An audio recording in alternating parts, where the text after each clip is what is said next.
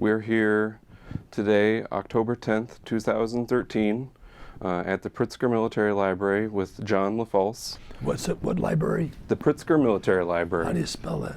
Pritzker. Oh, Pritzker. Pritzker, yeah. Pritzker Library. Yeah. And we're here as a part of the oral history program, Stories of Service. And we're going to talk to Mr. LaFalce about your experiences in World War II as a part of the Navy. So welcome to the oral history. Sure. Let's just start, if you don't mind, by talking a little bit about growing up. Okay. I know you were born in New York. In Poughkeepsie, New York. Yeah. What was it like growing up? Okay. Are we filming now? Yes, we are. Oh, okay.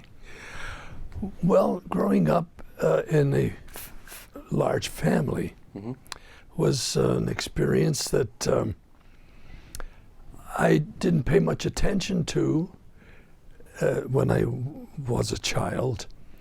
It was just something that was happening. And I didn't pay any attention to the fact that we were 11 children in one apartment. So, but it, you know, back then, at that young age, I remember probably at the age of about 3 or so that I have recollections of some experiences that I've had down in that apartment. Now, I was born on a street called Perry Street, and I don't remember that at all. Then we moved to Main Street, which was not too far from where we were, and there my recollection pops in. Yeah. And we lived on this Main Street, which was a sort of the crest of a hill that went down into near the railroad station and the river, the Mid-Hudson River. And we'd go into the front door, I remember, and then we'd walk up a set of stairs. And then our apartment was on the second floor. And the backyard was a very small area, as I remembered. And when we went to the left, we went down an alleyway that brought us to a street called Clover Street. And right on the right side of Clover Street in the alleyway was a grocery store where my mother used to do her shopping. And back then, because my mother and father were illiterate people from Italy, and but they were the most loving parents I think anybody could ever have. And they raised a family of 11, 2 girls, pardon me, and nine boys. And I was the youngest of the pack. And well, I don't know if you want me to go into details about experiences there. Well, you can. Anyway, these are things that stick out in my mind. First of all, in that apartment, we had one bathroom. And that's where we learned how to dance. Talking about waiting, wow. But, you know, we never paid attention to that at that time. Yeah. As we got older, then we said, wow, you know, 11 people, one bathroom. But it didn't enter our minds at all back then. At least it didn't enter my mind. But I remember my mom sent me down to get some Rinso for her laundry. And she said, John, just go down, because she spoke in Italian to us. This is kind of strange. We could understand her. We were able to understand her. And we spoke very little Italian back to her. We spoke mainly in English. And that's kind of strange. Yeah. But nevertheless, she told me to go down and get some Rinso, and I had to go down the alleyway to the store. And so she said, hurry, because I need it right away.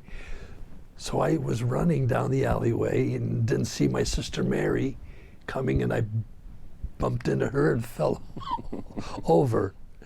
And Mary said, where are you going in such a hurry? I said, well, Mom wanted me to get something. She said, I said, I forgot what it was. But on the way down, I forgot to tell you that I was saying Rinso, Rinso, Rinso, so I wouldn't forget. Mm-hmm. My memory's not much better now. But nevertheless, I bumped into her, kind of fell over. She says, where are you going so fast? I said, Mom wanted me to get something, I forgot what it was. She said, you were saying Rinso. So that's right. So I continued down and got the Rinso. Well, that sticks out in my head. Yeah. And I also remember a friend bringing me some boots for the winter weather.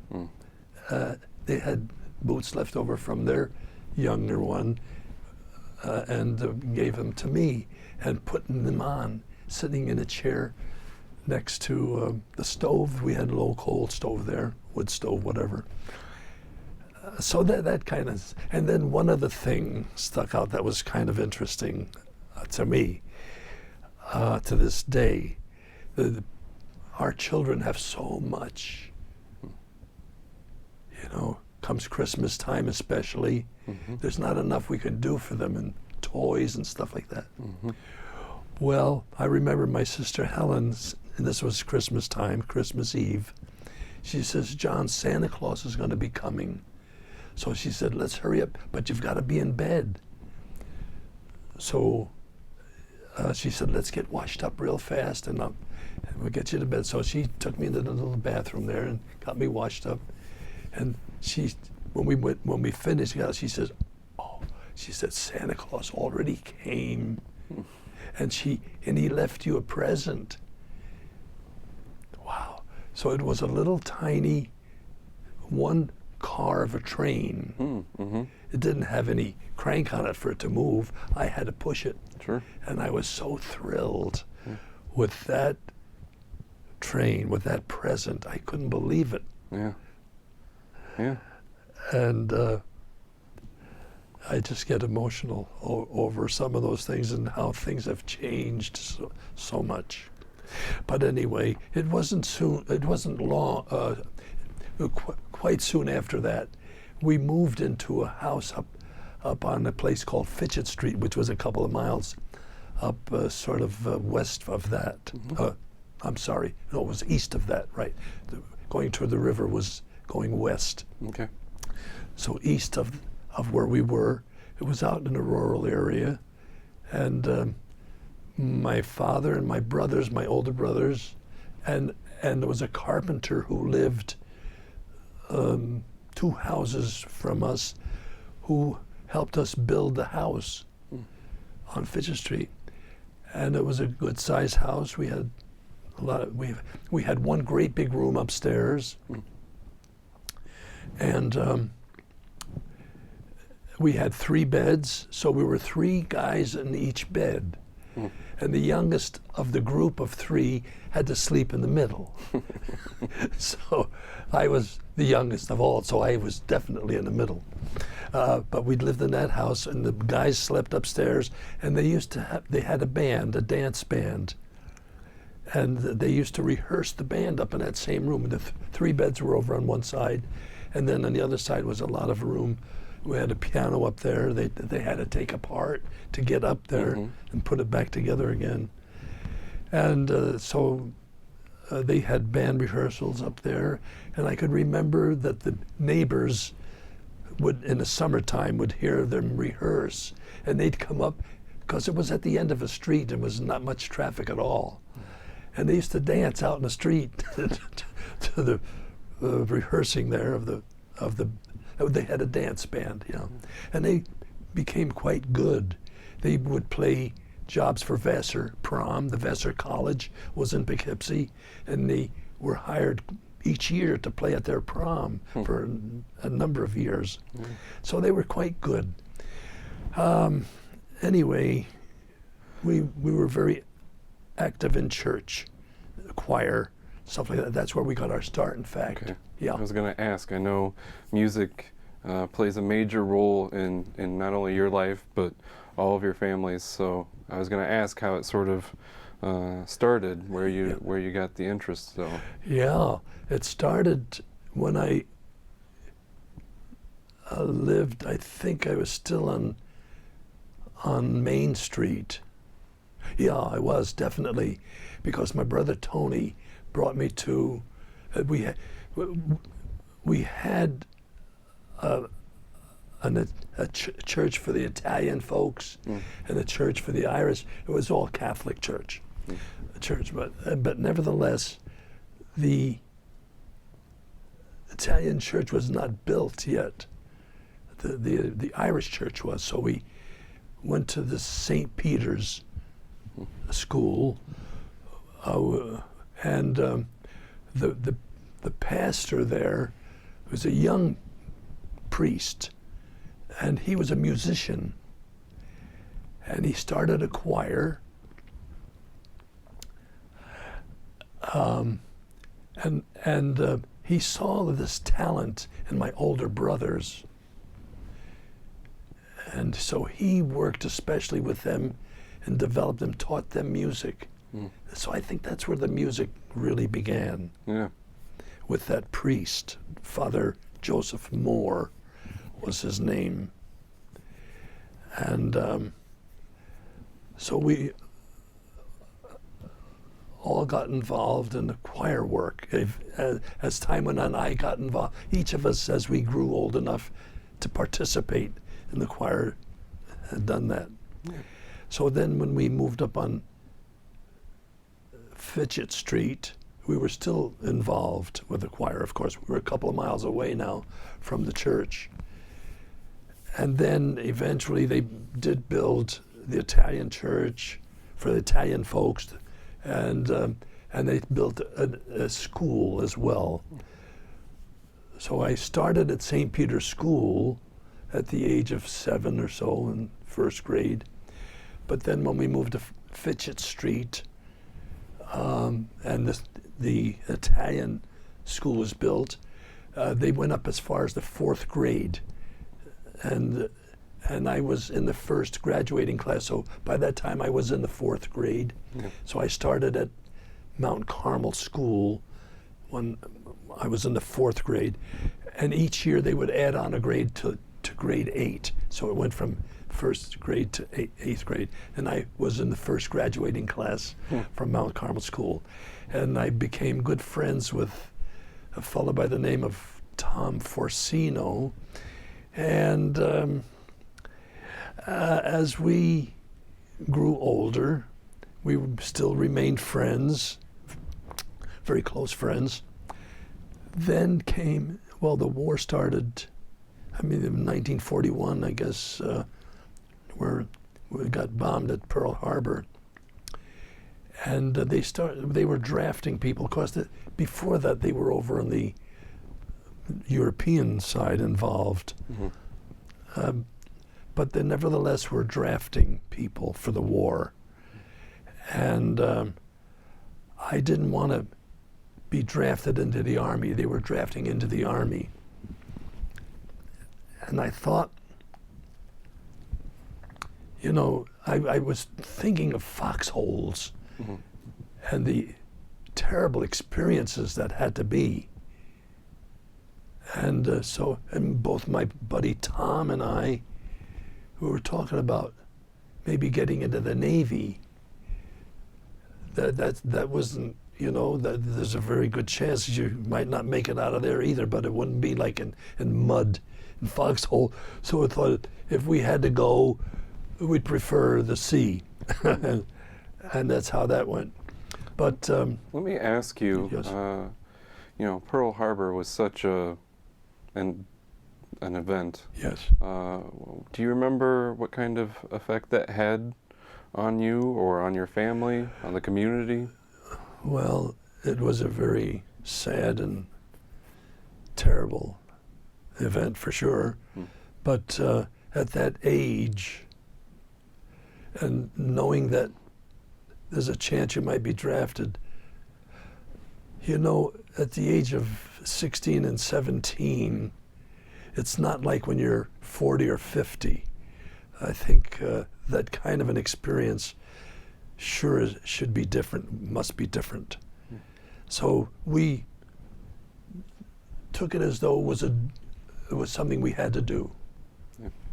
And so we did. We went up for our physical up in, I think it was Albany, quite sure it was Albany, New York. We went for our and we both passed our physical. So we enlisted into the Navy at the same time. We went to Sampson Naval Base for our boot training. And as I recall, I think it was an 11-week, I'm not sure if it was 11 weeks, a boot training program. But we got involved, both of us sang in a choir. Yeah. So we in the boot camp, we had the opportunity to sing in the church choir. And we were invited, because of that, we were invited to join what they called ship's company. And it gave us, I think that too lasted about 3 months, as I recall. I'm not positive of this time frame. You know, I'm only 86, but my memory's not holding up too well. So we both were in ship's company, and our duty was mainly to sing in the choir in ship's company. But we also were assigned to the library, and we had duties there and putting books away and things of that sort. What was boot camp like? What kind of things did you have to do as you were going through boot camp? Well, we had to go through all of the routines of learning various kinds of details that you would be expected to do on a ship. You know, about lines and anchors and maintaining a ship, you know, and keeping it clean and always readiness. So we had training in putting out fires. We went through that kind of routine. Oh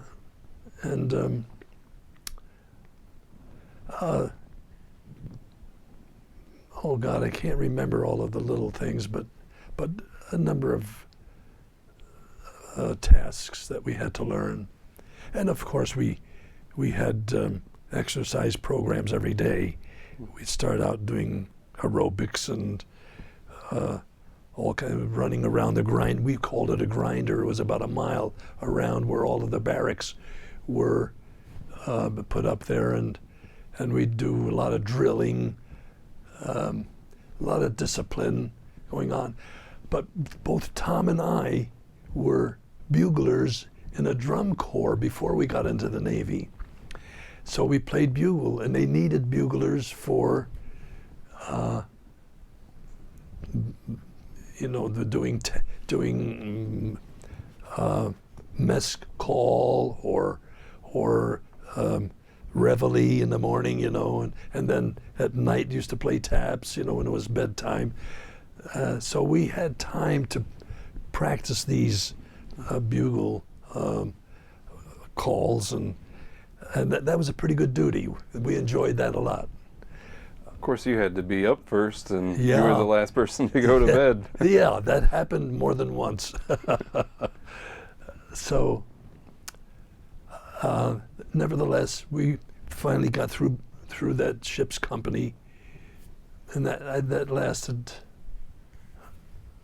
I don't know, I don't remember, 3 months, I think, maybe something like that. Then we were assigned to an outgoing unit. And we never, Tom nor I, ever asked to be transferred together. We never put in a request for that. But it just happened. Both of us, for some reason or other, were transferred in outgoing unit to and I just can't remember the various stations we were sent to, but it was always together. If Tom were here now, he'd probably remember better than I. But eventually we were assigned to the USS Oakland. It was a light cruiser. Yeah. Let me stop you for just a minute. I got a couple questions I would like to ask. Sure. The first one is, you signed up for the military. Yes. How did your parents especially take that? I mean, you've spoken of, you know, it was your duty, you felt like, but that doesn't necessarily mean that... No. Well, they were not too happy about it, but they didn't stop me from going in. In fact, I think they had to sign for permission for me to go in. Yeah. But see, it was kind of strange that three of my brothers, in the end, you know, the end result was three of us, 9 boys, were in the Navy, and 3 were in the Army. And 3 who didn't make their physical to get into the service at all, but they worked in defense plants making, as I recall, they were in this factory that made Army coats. Yeah. But that's the way that worked out. Yeah, And where were you in sort of the order? Were you the first one to sign up of your brothers, or? No, I think I was the last one. Okay. Yeah, I was the last to go into the service. I went into the service in '44, near the end of the war. It was in July of '44. So we were in for about 2 years, a year and 11 months, as I recall. And so we were in toward the end of the war, but nevertheless we were involved in the Philippine liberation. And the last, because we were then getting in, as I say, toward the end, and Okinawa was the very last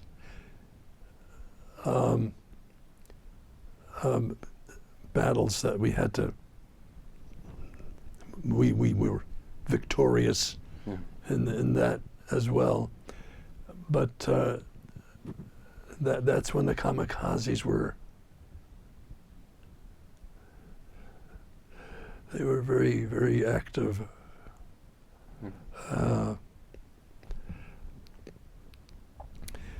And anyway, I was assigned. You asked me a question. I don't know if I answered it. You did. You answered it exactly what I was looking for. So let's go back then. Kind of, you were assigned to the USS Oakland. Yes, it was a light cruiser, and our duty, I don't know exactly what the flotilla was made up of, but we were assigned to a carrier task force. I think it was Task Force 38 point something. And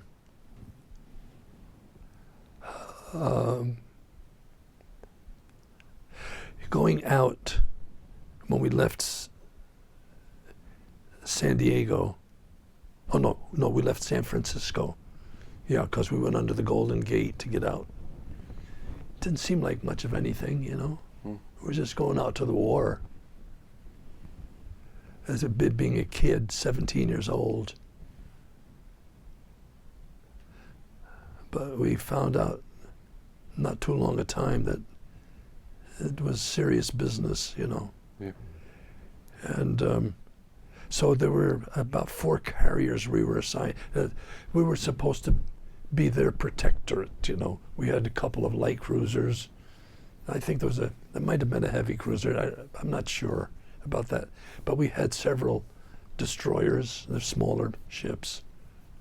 And we sometimes, the destroyers most of the time were scouters, you know, they'd see what was going on. And I was always in awe of these pilots that could land a plane on a ship. Not only that, but at night when there's no moon, we were not allowed to smoke topside because an enemy plane could spot a cigarette. So, and yet these planes would come in and with instrument flying, land on these flight there. That was really incredible. And we lost a few planes on takeoff. During the day we could see them not hitting the wind just right and going in a drink. And but this one carrier didn't, well, they made it back. It got hit by 2 kamikazes. It was right off the stern. I had duty back there. I had a very important job, by the way. My job was to keep the ship afloat. I used to chip paint and paint it. I was really very important on this ship. But my station was on the fantail. That was the aft part of the ship. And I just heard this explosion this one day, looked up, and sure enough, the Bunker Hill got I heard later that 2 kamikazes got it. And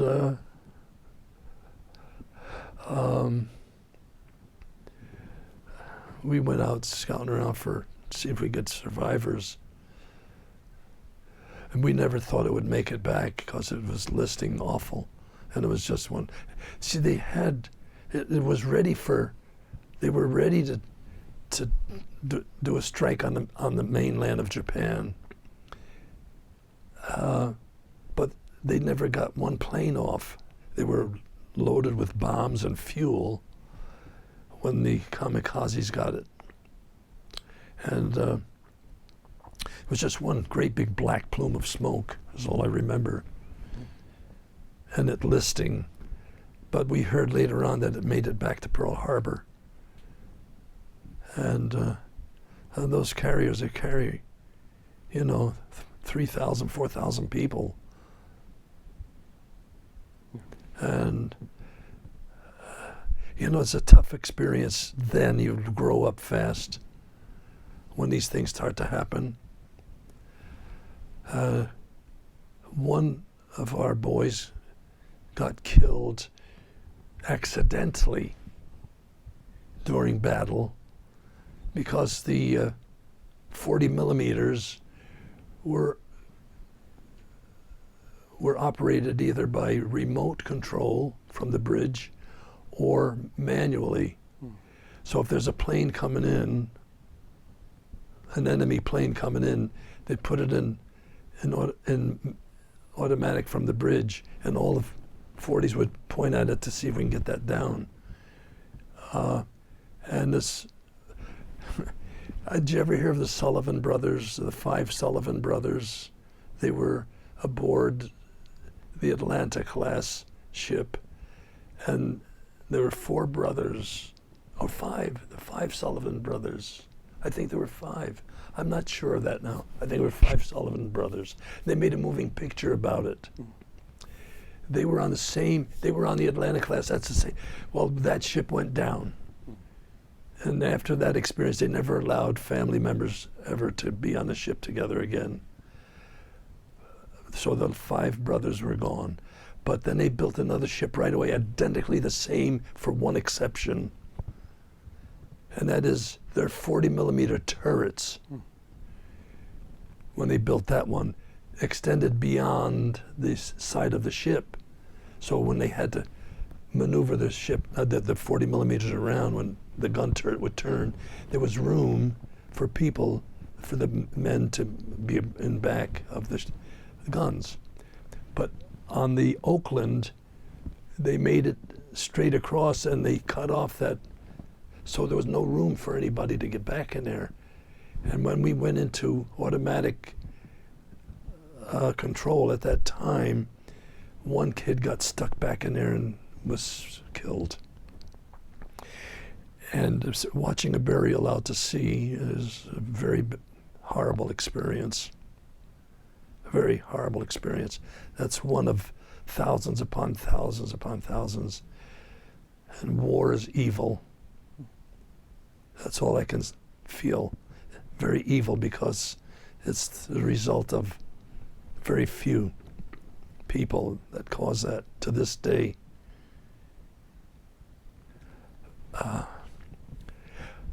But anyway, we got through that. And then it was shortly after that that President Truman decided to use the atomic bomb. It was either that or lose millions of people on the Japanese side and on our side, because they were determined. They were not going to give up. Yeah. They were determined, too proud. They were going to fight to the last person. And as horrible as it is to have been the only nation to have used an atomic bomb, I'm awfully sorry that had to be done, and I'm sure others are too. But it saved a lot of lives on both sides to have used it. That's the way I feel. Because it would have been slaughter otherwise to go in and try to go in and invade a land. So it was right after that the war came to an end. And then we had to go into the bay, Tokyo Bay. There were a lot of mines that were set up in that bay area. So each of the ships that went into the bay had to take on a Japanese pilot to guide us through these areas. And we finally got in there, and we docked alongside the Missouri. Well, alongside is like 1,000 feet away, but nevertheless, we were alongside them, and we saw the ceremonies through binoculars and of the signing, the unconditional surrender, and what was the mood like when you were watching the signing? Well, it was a pretty exciting thing there to see that we were victorious, you know. And we listened to the ceremonies on a radio there. And it wasn't long after that we were able to go ashore and make liberty. And when we made liberty, because the buildings were blown apart, you know, all these in the big city of Tokyo. We went into Tokyo there. But some buildings were only half destroyed, the large department buildings and stuff. And the part that was not destroyed were open for business. So we'd walk in. But you know, it was a strange thing that I remembered. When we'd walk down the street, the sailors would walk down the street, the Japanese people would step off and walk in the gutter, so we can go by them or whatever. So we would tell them, I remembered specifically, no, you get up and you walk on the sidewalk. And, you know, motions, no, you go. I can't explain why. I don't think it was a fear upon them, but I don't know what it was that made them do that. But nevertheless, that's what I remember. Yeah. Well, anyway, after the experience in Tokyo Bay for a while, I don't recall how many weeks we were there. They wanted to use the Oakland to in other kinds of tasks to do, and carrying other military personnel to different places. They went to different islands and transported personnel. They had some other tasks for them. So they transferred us to a destroyer to go back to the States. And so we got on this destroyer and we went up to Seattle. And while we were in Seattle, because I had not gone through high school, I did a couple of years and dropped out and went to work. But while I was in Seattle, I was told I could take these general educational development tests. So I did that. I went to the University of Washington to take these tests. I think that's where they were given them. And I was successful with that.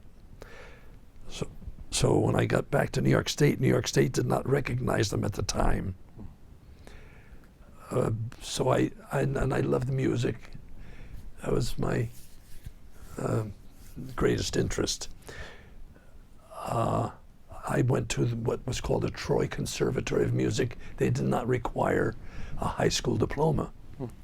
So I did the Troy Conservatory for a year, and then New York State decided to recognize the general educational development tests and get this equivalency diploma.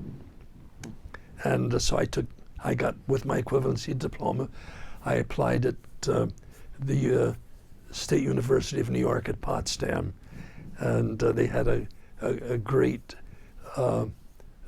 music educational program to teach music in public school. So that's where I went and finished my schooling there, and I got my bachelor's degree there, and then I was able to work, and within 10 years I'd have to get my master's to get a permanent certification, which I did. So I ended up with a master's degree there, and just loved my work at Arlington Central School. My first job was at Hyde Park Central School. That was my first year. And then I had an opportunity to sing with the Robert Shaw Chorale. And I don't know if too many people know about the Shaw Chorale, but at that time it was a very famous chorus, and Shaw would come up to Potsdam to conduct the chorus and orchestra in various works each spring. So when I met him there, I tried out for some solo works, and Beethoven's Missa Solemnis, as I recall, and I got the lion's share of the solos in that work. And then in another year I did the role of the Elijah. So a lot of wonderful things were happening for me there.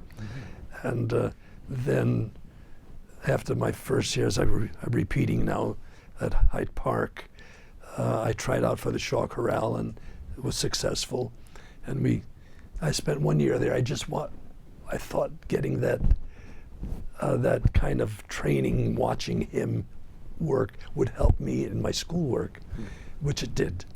So then when I got back, I got a job at the Arlington Central School, and I stayed there for the rest of the time. So I did about 30 years of teaching and retired from that. But during this time, I was singing with my brothers as well. We had the 9 LaFalce brothers. They had a dance band, which was very successful. And I don't know if I mentioned this to you here, that they played some very big jobs in Vassar College. Being in Poughkeepsie, they were always contracted to do their proms, the Vassar College proms. So they were really quite good. They had a good dance band. And then we also sang as a group, 9 LaFalce brothers.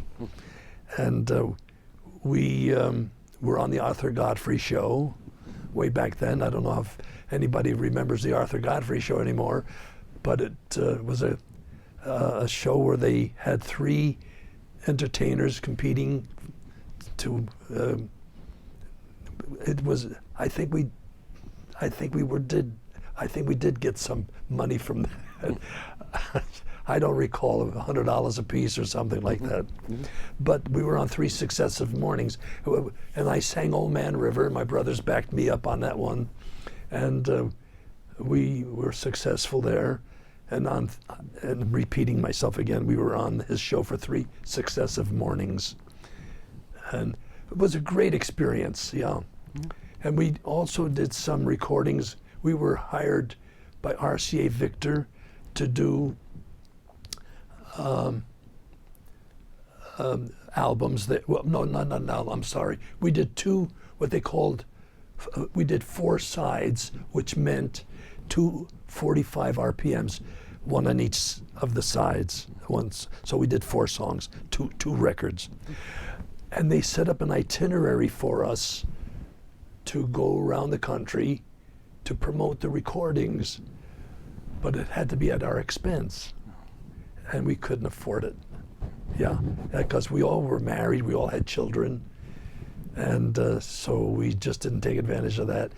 But after that, after our contract had run out there, we were signed up, we were offered a job with Jubilee Records. And with Jubilee Records, we did 2 albums. We did one that was a Christmas album, Christmas with the 9 LaFalce brothers. And we did a folk song album called Campfire Favorites. Yeah. We know, once again, we didn't promote the recordings. We just enjoyed doing them, and it was a great experience, a lot of fun. And what I think is, and other people find most remarkable about the LaFalce family, having a mother and father who were illiterate and took care of all of the money matters, you know, buying food and clothing for the kids. But where was I going with this now? Oh, the fact that we were close to the church and good value system, but I think we've developed a respect for people. We developed a very high regard for people, and never once, ever, did the brothers or anybody in the family ever get violent with one another or hit or push. Never. We argued a lot. Yeah, there's, you know, mostly about music. It was, but you know, we'd have our differences, but never violent. And nor my mother or father ever hit us. It was a very unusual situation with 11 kids.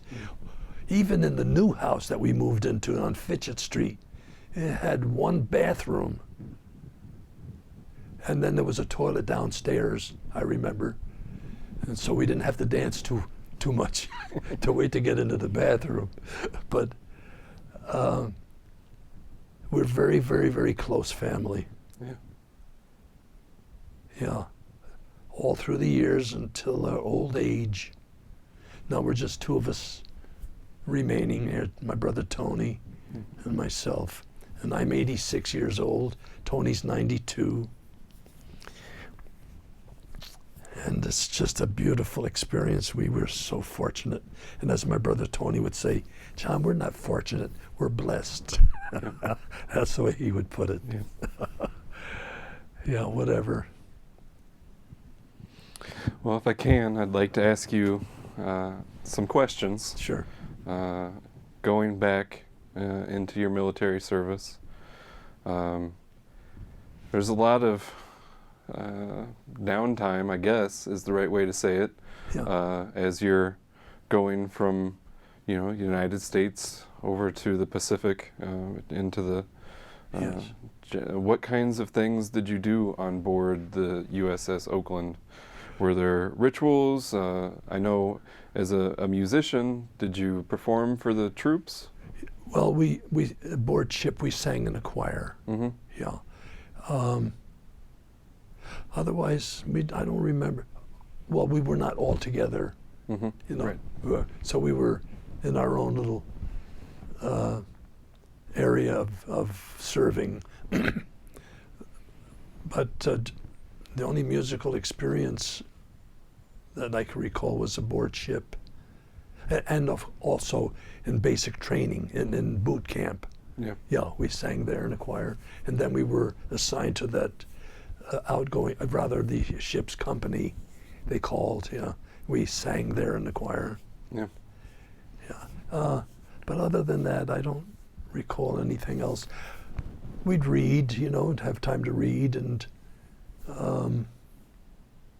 just kind of socialize on downtime. Yeah. There wasn't too much downtime. We were always busy working, putting line away or chipping paint, Paint. Yeah.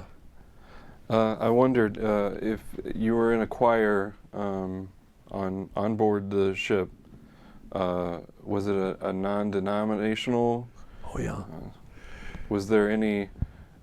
Were you singing hymns or were you singing popular songs? No, there were hymns, yeah, for church services. Yeah. Now that was,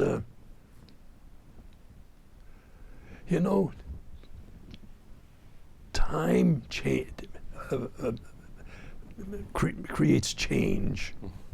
Over time, things change all the time, obviously. Unfortunately, the times today are a little questionable, to say the least. But back then, the church, every church, I guess, had their own policies and rules.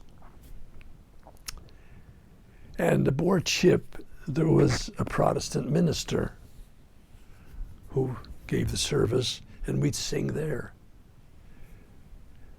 Now, this is not for airing, I don't think, but we sang in the choir nevertheless. And I think folks can figure out the rest.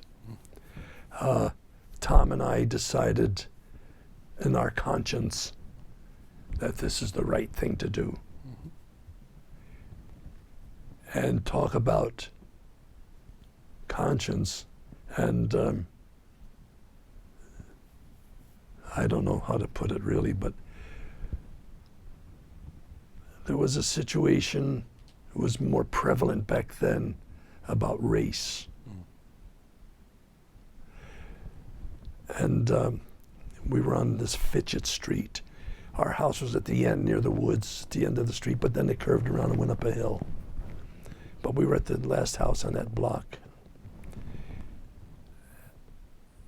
And there was all a white neighborhood. But next to our house was an empty lot. Then next to that was a house and another house and another house all the way down. A black family moved in next door to us. And, there was that feeling back in, more so, it's still terrible today, unfortunately. But back then, it was more pronounced or whatever. And my mother said, we're all God's children. God made us all. We're all God's children. So she set the tone for us, anyway, for our family. And, came the time when my mom, because my sister Mary became a nun. And she's been she was a nun since she was 17 years old. And I don't know how old she was when my mom was getting close to her, in the late 80s, close to 90. Or maybe she might have been just 90 years old. The Mother Superior, my sister's Mother Superior of the convent, said, Mary, you should have your mother come down to the infirmary here so we can keep an eye on her and take care of her. Because my sister Helen was with her, and she was up there in her years. So it happened. My sister and my mother were invited to go down to the convent. And before they moved, I can't remember his name now. The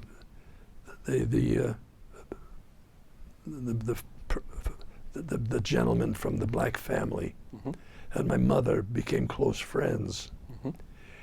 And I remember they walked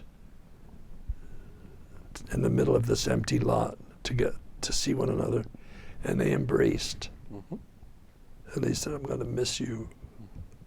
That's how beautiful that was. Yeah. My mother was an incredible woman. Yeah. My father was an incredible man. And I think about them all the time. I think about all of my family.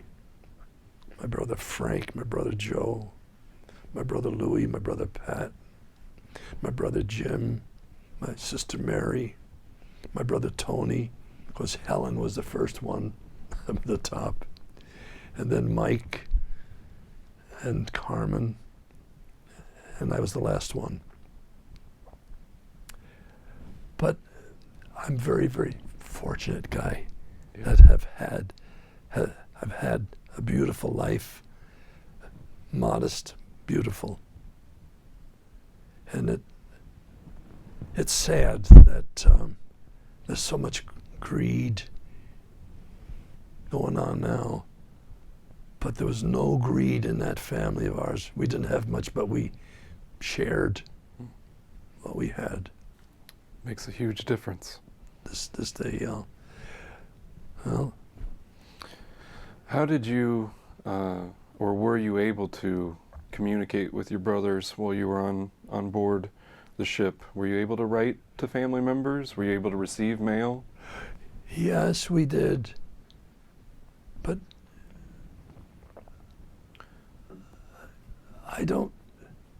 I recall only one time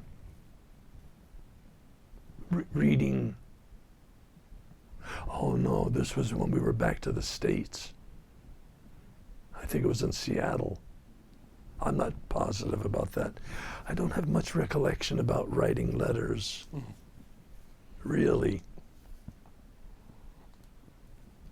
But I remember I used to kid around and said, we're going to go get our mail at the buoy, the next buoy, when we were out in the middle of the ocean. I don't really have much recollection about that. Yeah. So you weren't necessarily able to keep track of the other brothers that were in service to know what they were. Yeah, that's correct. Yeah, I didn't know what was happening. Is that kind of I mean, as close as you are with your family? Yeah. I would think that would be a fairly difficult. Yes. Well, you know, of course it was in my mind, but we didn't communicate about it. Wondered how they were doing. Yeah. Oh, yeah, I recall that. But we, each one of the people in the service had a situation that turned out good for them. For example, Tony was on this ship ready to go through the canal. They're going to go to the Pacific side, I believe, and the ship had a problem. Well, did you talk to Tony about this? We did. Oh, you did? We interviewed Tony. I may be overlapping That's okay. Something here. Yeah. Yeah, and it was a strange thing that all the people on the ship had to get off, so they were all off the ship. But the way Tony explained it to me, they were, at one point, they all were in a line, and Tony was at the very end of one of the lines. And I don't know if Tony asked them or somebody, I think maybe Tony says, do you have a band in this bass? And so the guy says, yeah. He says, why do you ask? He says, well, I play sax, you know. So he's really, so they needed a sax player. And he landed, and he ended up there. Yeah. So he didn't go back he didn't have to go into battle. And he was really a great musician.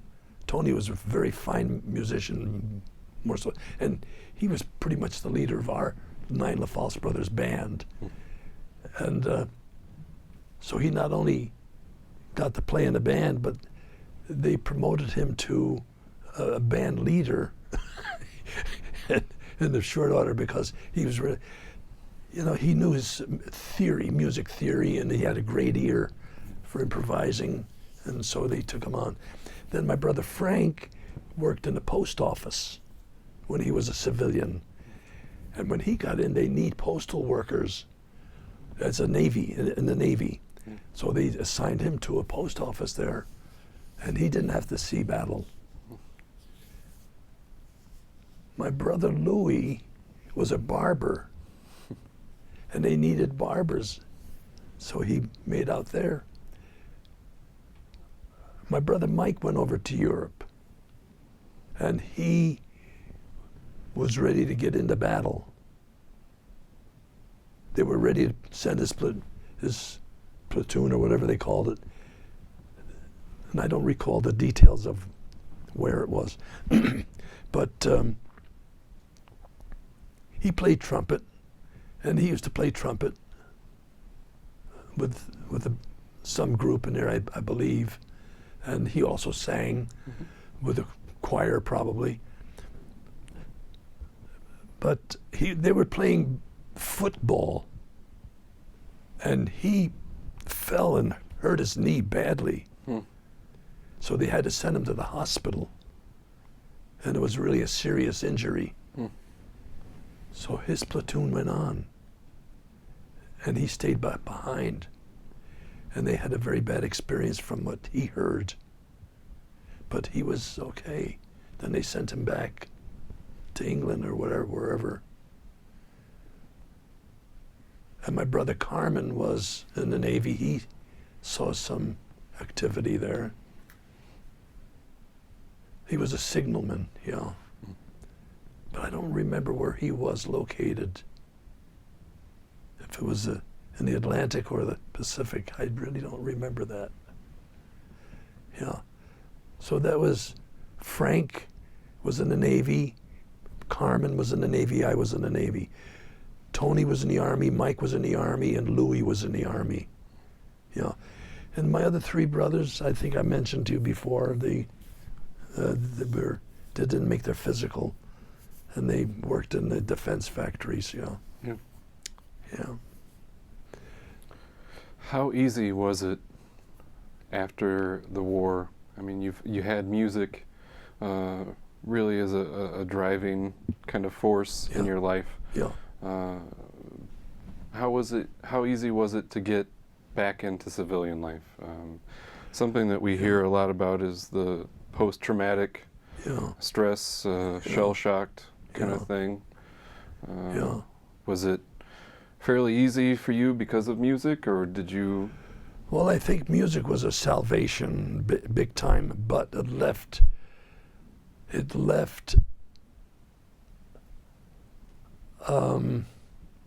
an effect on my being which didn't help me.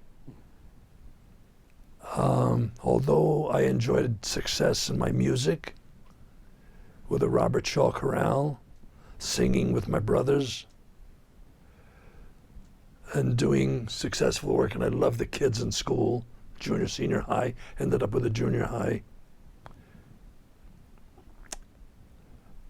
I never knew why I was getting dizzy spells now and then, especially when things were quiet, like a baccalaureate program, very serious, nothing going on, nothing to occupy my mind otherwise.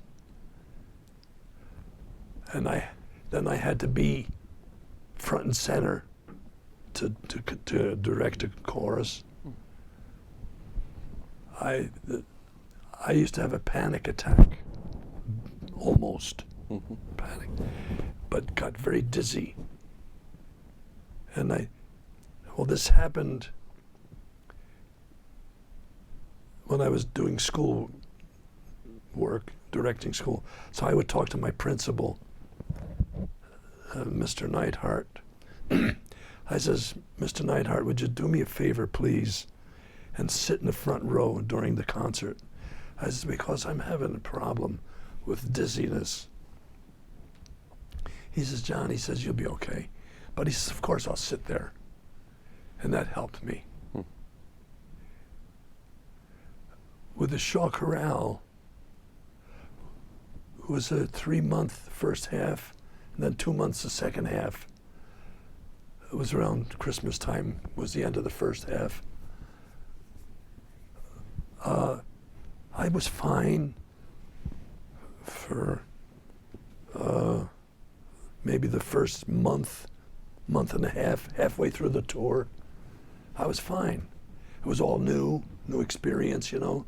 My mind was occupied. But then it was the same program each time. And I was right in the center of 29 singers, right smack in the center, up in the second and third level. I was totally exposed to the audiences, and our audiences were big, and like 3,000 and above in those venues we did. But I was fine for the first several weeks. Then all of a sudden, I had a dizzy spell, but I didn't pay any attention to it. I didn't know what was happening. And I sang. The next night, the same thing happened. And the third night, it happened again. Then I was looking for it, and it made it worse. So when we were down in Tucson, traveling around, I went to a doctor. He took my blood pressure. He examined me thoroughly. He says, your blood pressure's low. He said, maybe that's causing it. He says, so maybe you drink a little wine, that might help. And maybe you do some exercise and get your blood circulating. I did that. Didn't help at all. I sent home for glasses because I was wearing glasses, but I don't know why, because I never used them. The doctor said I needed glasses. Maybe he needed more money. I don't know. Whatever. But I got glasses. So I sent home for glasses. Put those on. That didn't help. Then we were up in Utah. We sang at the Mormon Tabernacle there. And I told Shaw, I had to talk with him. We took a walk around the tabernacle, and he was shrinking me. And he was telling me, it's just nerves. He says, you'll be okay. So at the end, he says, come on upstairs. He says, I'll give you a little shot of sherry. He says, I take sherry before every performance. He says, this will help you. So I took a shot of sherry, and it didn't help me. I was still looking for that awful experience of falling over and being a spectacle, So I approached Shaw after. I says, Robert, I says, is there any chance you could put me at the end of the row? I feel more comfortable in the end so I can get out if I have a problem. He says, John, I can't do that because I place every sound of the chorus in specific places to get a certain texture of sound. So I can't move you. So then we were getting near the end of that first part of the tour.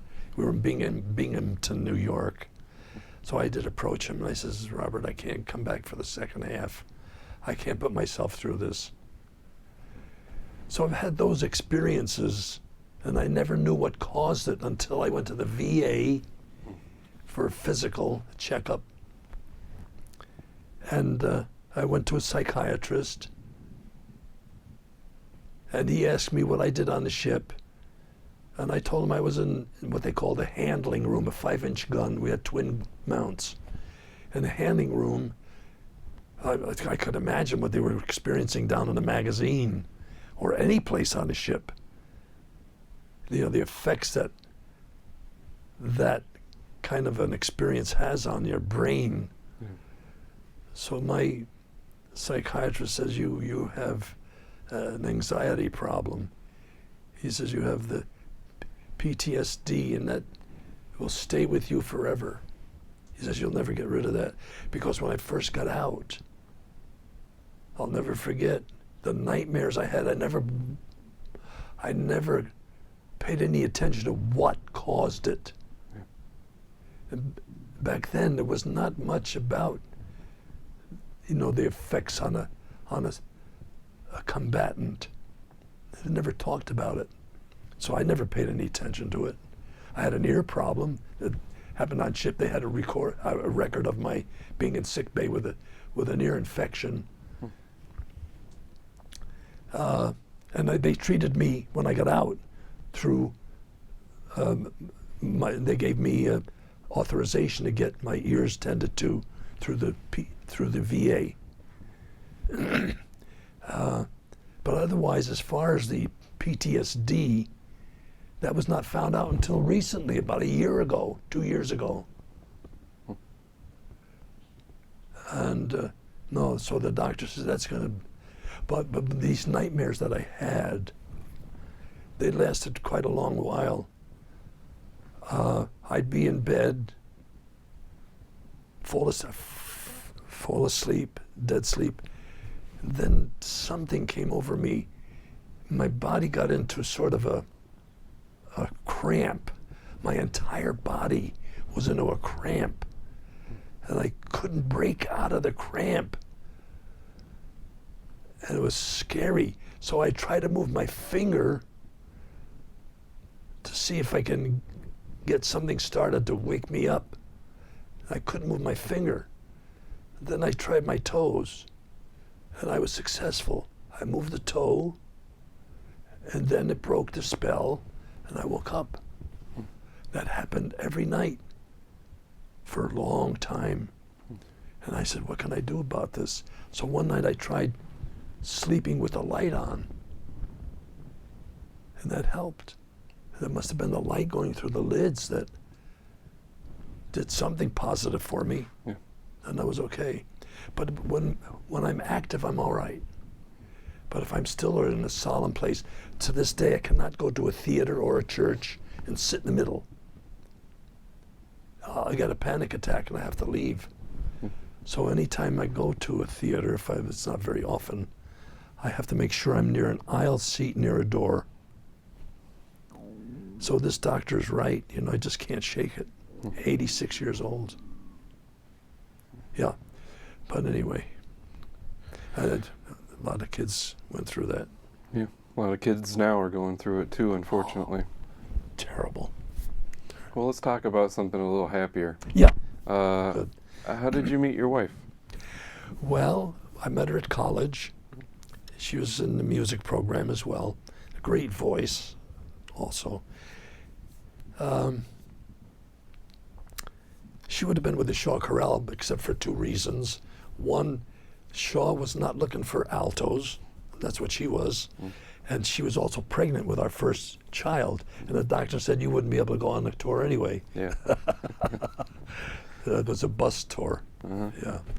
But I'm sorry, your question again? Just how you met her. So. Oh yeah, Joan. Right. So we sang in the select chorus together called the Collegiate Chorale, Collegiate Singers. And we toured. We did quite a bit of touring together with the Collegiate Singers. But we really didn't date until the last month of our last year. We were in an opera together, summer workshop in La Boheme. She was Musetta and I was Marcello. Played two of the leads there. Yeah. Because then there was Mimi and Rodolfo. There were four leads in that one. And that summer, we got very close and we got dating. She had accepted a job in Rochester, and I had accepted a job in Hyde Park. So we were falling in love, and we wanted to thought maybe someday we'll get married. So she called her superintendent in Rochester and explained the situation. And he said, no problem. He said, you'll be exonerated from your contract and you can do with that. So then we taught at Hyde Park together. And then at the end of the year, we got married. We decided to get married. Yeah. And then I went with Shaw and she stayed home for the for that duration, 3 months, you know. But the experience with Shaw was invaluable. Yeah. And then you've talked so much about the importance of family. Yeah. You have Yeah, I have 5 children. 5 children. Incredible kids. Yeah. Incredible. And they too never get into an. I don't even remember them getting into an argument. Maybe when they were little kids they might have, but to this day they communicate all the time. Yeah. On the phone, you know. Of course, Maureen is in Poughkeepsie. She's still in Poughkeepsie with her family, and we visit her. She'll come out into Arizona and visit us. And my oldest daughter's up in Portland, Oregon, and she's teaching school. And my Diane, another daughter, she is in education as well. She's a principal of an elementary school there in Chandler, Arizona. Mm-hmm. Yeah. And John is an assistant director of a company called Stand Together and Recover. Yeah, he's into that program, and he's doing very well with them. My youngest daughter, Renee, she does voiceovers, and she does videos for commercials, and she's keeping busy with that. Maureen she's at the Dutchess Community College she's a lead programmer, or I can't remember her real title, but she's in the programming computers, a network for the entire campus, you know. So she's been into that for a long time. Who did I leave out? Linda, Maureen, Diane, Renee, and John, the other 5 of them. Yeah, they're incredible kids. Yeah. So proud. That's really cool. I do have one last question, and I don't know. You were a music teacher for 16 and 17-year-olds, maybe slightly younger than that. Yeah, I started. The youngest that I had was in the 8th grade. We had started with 7th through 12 at the beginning, and I might have taught some 7th graders in general music, but I think New York State started their requirements for taking a semester of music, semester of art, semester of shop, etc. In the 8th grade. I wouldn't swear that it might have been 7th and 8th, I don't remember now. But I mainly worked with 8th and 9th graders. And then I had the high school chorus. But the 9th graders were freshmen in high school, but we were all in one building. Then when we got bigger, they had to build a high school. But I still had the 9th graders in our building. So I worked mainly with the 8th and 9th graders.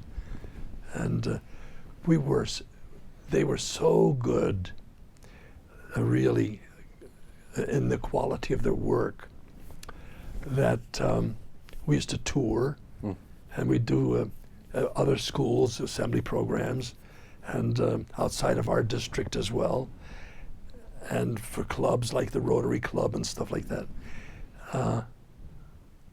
Did you ever have to give any of your students advice when they were drafted or joined the military or anything like that? Or was that No, once you were out of the military, you were... Yeah, no, I never got involved with advising them about military. Yeah. But a few of my children would come to me with their problems. Yeah. They could have gone down to the oh God, I can't. Like the guidance counselor The or guidance something? counselor, yeah. They could have gone there, but some of them would come to me and confide in me and ask for guidance and stuff. Yeah, there were now and then I had people. But I'll tell you something very interesting and strange and happy to me. This was 2011, a couple of years back.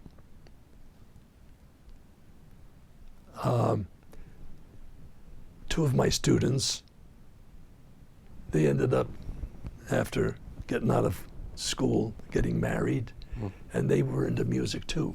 One has his doctorate in music, and he was a dean of a college in Boston University, and she also taught in university. His wife, Bill Dieterer, and Julie Airy Dieterer, really great people, good musicians, and others. And then there was another one who has several doctorates in physics, and he was one of the founder of Homeland Security. And well, anyway, Julie and Bill came. They lived in Scottsdale, Arizona, for a while. I won't get into all the details; it'll take too long. So they knew we were there. We got together. We had lunch, and one thing led to another about our experiences when they were kids. They said maybe we should have a reunion. And lo and behold, it came to pass. They got this thing organized, and then they wanted to sing some of the songs they sang then, so they asked me, and I had some input about the songs that would be best for them.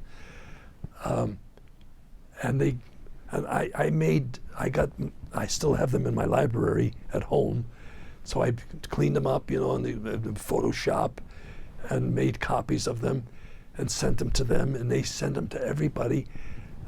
Facebook is what got us together. Yeah. Yeah. So, lo and behold, the bottom line is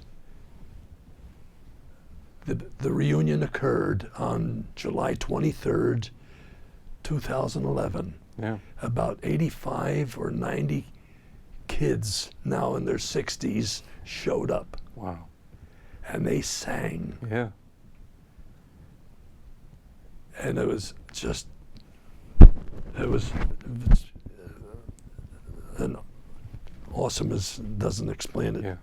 It was such an honor, and for me to have them come back. But anyway, they had their music a couple of months in advance. This all happened a few months before July, and they had time to learn their music. And when they got together, they sang incredible, and somebody filmed it. Yeah. And sent it to me, and it was too long a film, but I edited the film into 3 smaller segments, about 7 minutes each, and then now it's on YouTube. It's on Facebook and YouTube. But it was a very happy time. Yeah, that's awesome, as you said, powerful. Yeah. It's a really nice. Well, music is a powerful force, I think. It is. That's what caused this whole thing. One last question for you. Sure. And did you remain close to Tom? To this day. Yeah. To this day, I was on the phone with him just last week. Now he's in an institution for care, because he's had physical problems quite a bit of his life, the later part of his life, and he's in a beautiful place. I talk with him on the phone, and he's doing better. Yeah. He's doing better, yeah. So we keep in touch. Well, that's good. To this day. Well, sir, I want to thank you for taking the time to talk with us today. Yes. You have a remarkable story, and I'm glad we captured it for others to hear. Thank you very much.